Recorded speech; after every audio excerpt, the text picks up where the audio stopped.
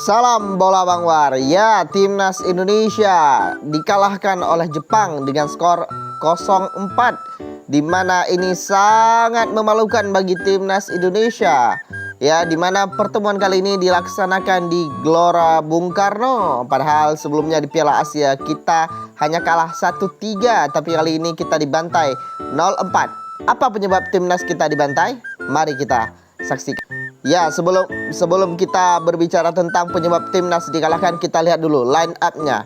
Ya, yang pertama ada kiper kita Martin Paes, kemudian Kevin Dix, Rizky Ridho, Jai Itses, Hapner, Verdong, Nathan Choaon, Haye, Jakob, Ragnar, dan Struijk yang bermain di timnas Indonesia. Artinya dengan formasi 3-4-3 yang digunakan oleh Sinteyong. Sedangkan Jepang juga menurunkan skuad terbaiknya kali ini, di mana ada Suzuki, Hashioka, Itakura, kemudian Morita, Endo, Mitoma, Minamino, Doan, Kamada, Machida, dan Ogawa. Yang sepertinya formasi dari Jepang adalah 3-4-1-2 atau 3-4-2-1. Ya, di awal babak pertama sebenarnya Indonesia sangat menekan ya, di mana mendapatkan dua peluang besar, yaitu dari Rafael Struijk yang gagal dimanfaatkan oleh Struijk yang sudah sebenarnya di depan gawang ya, umpan daripada Kevin Dix, namun sayang gagal. Struijk gagal mendapatkan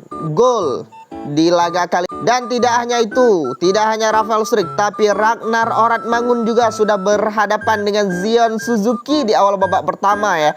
Namun sayang gagal lagi dan lagi ya, dimana Ragnar kali ini dia memilih capping bola, padahal itu mungkin kalau di chip atau di shoot bisa saja Ragnar mencetak gol di laga kali ini.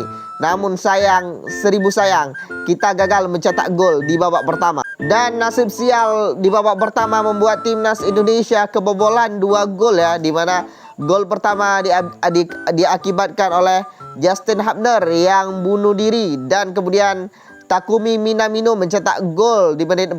Sebenarnya timnas Indonesia membuat peluang di akhir-akhir babak pertama melalui Yaakob Sayuri, tapi lagi dan lagi gagal berbuah gol ya. Di mana di babak pertama ini Indonesia tertinggal 0-2 melawan Jepang. Dan di babak kedua semua berubah total. Jepang menguasai sepenuhnya permainan tanpa ada perlawanan yang berarti dari timnas Indonesia. Di mana Jepang bermain cukup apik ya, 1-1-2 dan saling tutup ruang ya. Dan kemudian terjadilah gol ketiga dan keempat dari Jepang. Namun sebenarnya itu bukan murni karena Jepang bermain open play, tapi karena kesalahan dari back timnas Indonesia yang sepertinya karena sudah panik ya di babak kedua. Di babak pertama panik juga, golnya itu gol kepanikan. Babak kedua itu seperti gol yang keempat diciptakan oleh Jepang, di mana Verdong tertinggal ya, dia tidak mengejar lagi mungkin karena sudah lelah atau apa.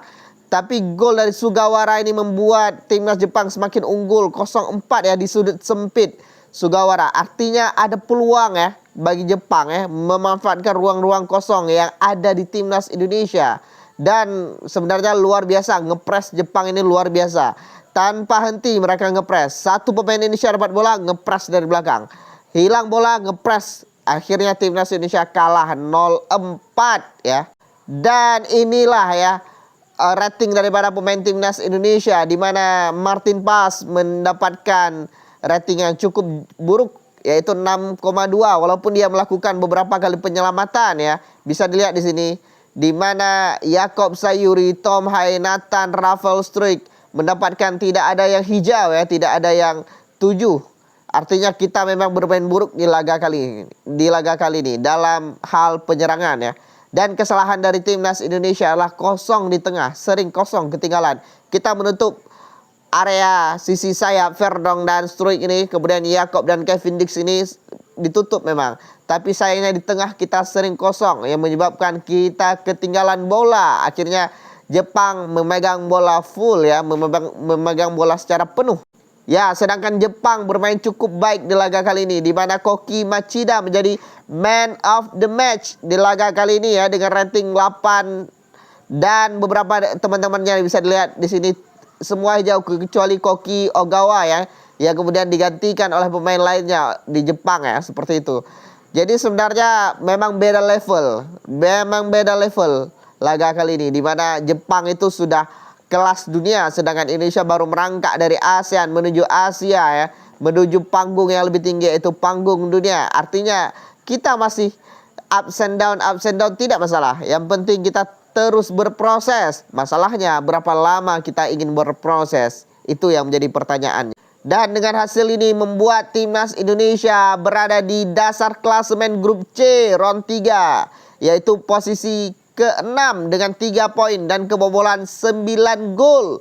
Hanya mampu menciptakan 4 gol ya, artinya kita minus 5, kita berada di bawah Bahrain dan Cina.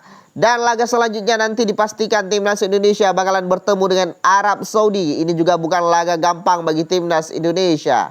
Nah, gimana nih menurut kalian?